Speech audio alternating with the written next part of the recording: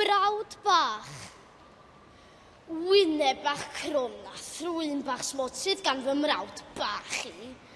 A gwallt bach melyn cyrliog. Blir sy'n ogleuo o iogurt fel arfer.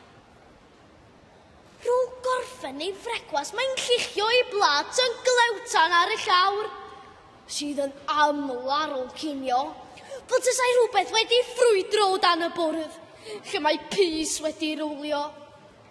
A ffatos di stwnsio, a moron di bwnsio at ddarnau o legos mawr, mawr.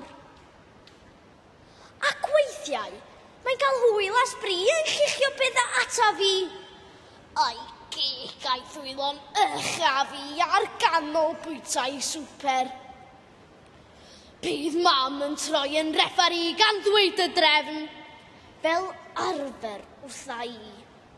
Am dynnu arno, neu am beidio gwrando. Dio ddim yn joc cael sblodge o greifi reit ar ffrynt fy ngwisg karate, a dim amser i'w glynhau hi rhag me fod yng nghyr i'n wers. Nac di. Coeliwch chi.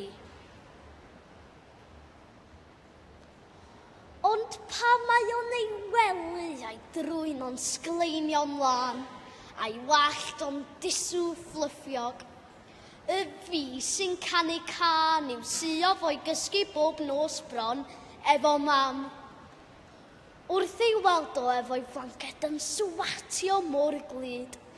Bryd hynny, fo ydy'r brawd bach gora yn y byd.